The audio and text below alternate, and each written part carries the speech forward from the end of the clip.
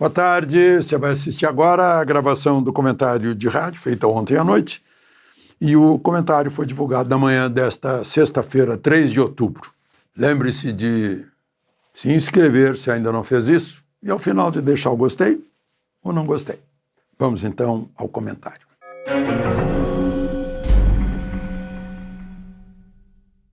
Bom dia! Eu vi agora no Instagram uma postagem do deputado presidente da Comissão de Direitos Humanos do Parlamento Europeu, Antônio Tanger, dizendo que recebeu uma delegação brasileira com um relatório sobre os direitos humanos no Brasil, as liberdades, o avanço do Estado sobre a nação, e que está encaminhando isso para o Parlamento Europeu examinar. Quem são os responsáveis por isso? Interessante. A propósito, falando de Europa, né? Eu fiquei curioso porque eu soube que o Eduardo Talhaferro tá lá na região da Calábria, mas ele não pode percorrer a Calábria toda. Ele fez um compromisso com o governo italiano enquanto não decidir sobre o pedido de extradição dele, feito pelo ministro Alexandre de Moraes, né, que pediu prisão também, mas a justiça italiana não acatou. Ele teve, sim, né, ele deixou o passaporte, a identidade e um compromisso de não se ausentar da província onde ele mora. Eu fui ver a província qual é. Né? É a província de Catanzaro, que fica na Calábria. É na sola da bota. E aí eu descobri mais um lugarzinho da Itália que eu não conhecia. Né? Sensacional, Catanzaro. Tem um teatro maravilhoso, Teatro Politeama, duas pontes maravilhosas, parece que saem de duas montanhas, costa do Mediterrâneo, maravilha. Um lugar muito bonito, centro histórico, belíssimo. Acho que o Eduardo escolheu bem um lugar para ficar lá, refugiado político, né? Provavelmente é isso que vai acontecer.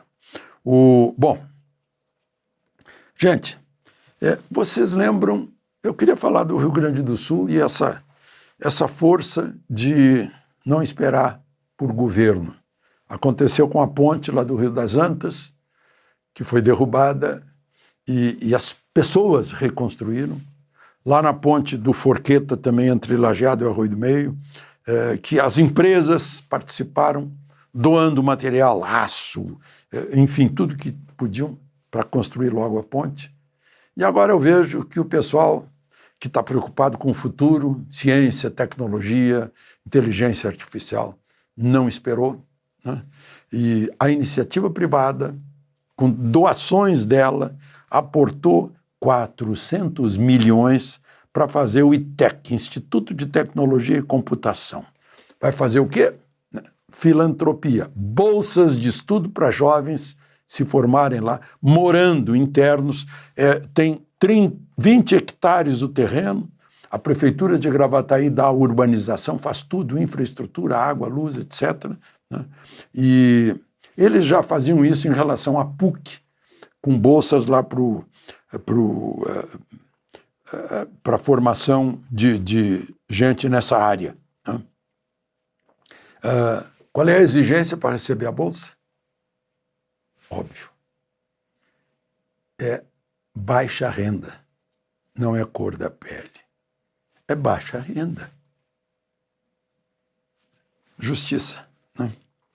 Bom, você sabia que tinha uma deputada brasileira do Ceará, representante do povo do Ceará, deputada federal. Estava na flotilha da Greta, indo lá supostamente para levar auxílio humanitário para a faixa de Gaza, para favorecer o Hamas. Né? Gente, só não tem paz lá por causa do Hamas, que obedece ao Irã. O Hamas e o Irã e o Hezbollah querem a extinção de Israel. Já fizeram acordos entre a Organização da Libertação da Palestina, do Yasser Arafat, e Israel, no tempo em que era o chefe do governo Menachem Begin. Os dois receberam o Prêmio Nobel da Paz. Criou-se a Autoridade Palestina, então, Sabe o que o Hamas fez? Passou um rolo compressor em cima da OLP, da Autoridade Palestina, e manda na faixa de Gaza e em grande parte da Cisjordânia. E aí aproveita o Hamas e entra e trucida 1.200 israelenses não combatentes, crianças no forno micro-ondas, bebês no forno micro-ondas, né? Estupros, levaram mais 200 e tantos reféns. Né? Esse é o Hamas. Tem uma deputada aqui, Lisiane, como é o nome? Lisiane Lins, PT do Ceará. Estava lá no barco e está repetindo o que a Greta disse. Fomos sequestrados por Israel. Israel fez uma barreira naval, né, para evitar que o Hamas recebesse armas, munição, né, foguetes, né, que atira contra Israel de hospitais, de mesquitas, de cemitérios, né, onde estão os foguetes. Ajuda humanitária, sabe quem dá? Israel. Eletricidade, água, sempre. Israel teve que fazer manutenção porque aquele ataque do Hamas estragou a maior parte das entradas de eletricidade. E emprego. Sabe que o pessoal da faixa de Gaza que está empregado em Israel ganha salário 6 vezes mais. Só para a gente ser informado. Boa tarde. Você vai assistir agora a gravação do comentário de rádio, publicado na manhã desta sexta-feira, 12 de setembro, por mais de 200 emissoras. Lembre-se de se inscrever e, ao final, de deixar o gostei ou não gostei. Vamos, então, ao comentário.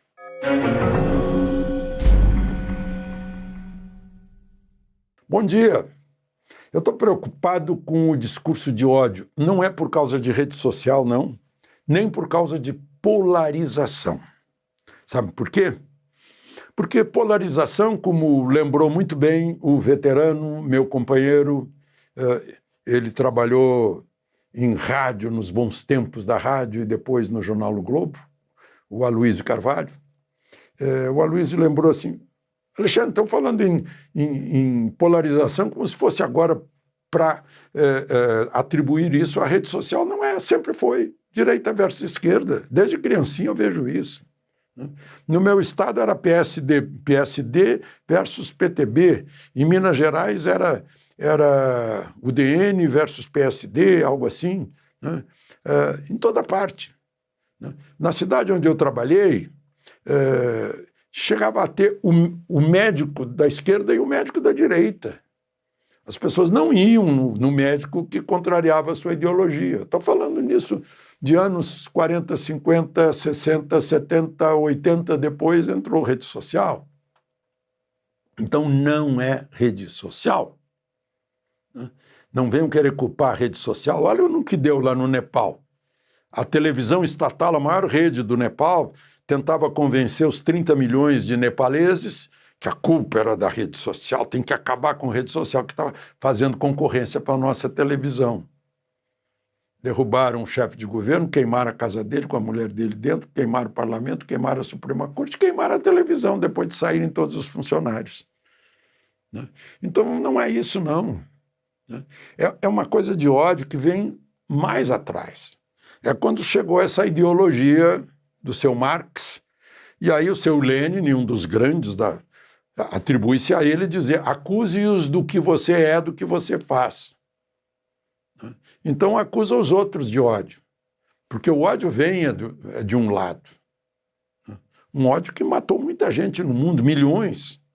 Só na China, 77 milhões do Mao. No Camboja, o Pol Pot matou 20% da população. A União Soviética, o Stalin matou mais habitantes da União Soviética do que soldado alemão. Né? Fidel Castro botava todo mundo no paredão, se fosse dissidente. Então, é uma ideologia que tem ódio. Eu estou fazendo tudo isso para falar sobre o tiro lá na Universidade do Vale de Utah, né? no Charlie Kirk. Pai de 2 filhinhos pequenos, 31 anos, influenciador e de direita. Né? Teve um conhecido jornal do Rio de Janeiro que disse Ah, foi morto extrema-direita que teve ligação com a invasão do Capitólio. Quer dizer, ele não invadiu o Capitólio, só teve ligação. Que história é? Então isso justifica um tiro no pescoço?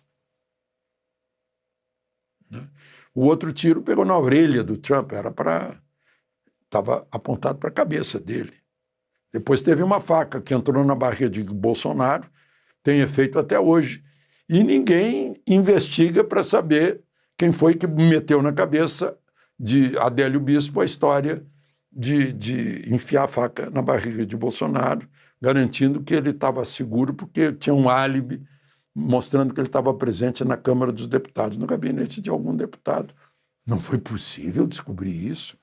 Incrível. Eu estou falando isso por quê? Porque o advogado Jeffrey Schickini foi fazer uma palestra na Faculdade de Direito da Universidade Federal do Paraná e foi hostilizado, agredido, empurrado, impedido por furiosos esquerdistas, fanáticos. O Nicolas Ferreira teve que pedir licença, teve que pedir proteção da Polícia Federal para ir ao Espírito Santo fazer uma palestra, porque um estudante da Universidade Federal do Espírito Santo fez a mesma ameaça que fizera um estudante da USP de São Paulo. Vou te matar, você vai morrer, pro Nicolas. Né? E vocês viram a quantidade de xingamentos ao ministro Fux nas redes sociais. O que é isso? É ódio. Será que não foi esse ódio que condenou Bolsonaro e esse grupo de 7? Porque, como o Fux demonstrou, não tinha provas. Sem provas não se condena ninguém. Mas foi uma criação de uma narrativa, né? Seria uma narrativa odienta. Né? Então, a gente vê aí que entre o amor e o ódio, né? Eu estou falando nisso na Revista Oeste dessa semana. Amor e ódio. Aos que odeiam e atribuem o ódio aos outros. Atribuem o ódio às redes sociais, à polarização. Nós somos humanos, odiamos também, né? Mas é um sentimento muito pequenininho, muito que não tem nenhuma grandeza, zero grandeza, principalmente quando mata. Aquela perseguição lá, a família Mantovani, lá no aeroporto de Roma, foi um xingamento, bate-boca, né, com o ministro Moraes, mas o que eles sofreram. Porque o ódio move a vingança também. De Brasília, Alexandre Garcia.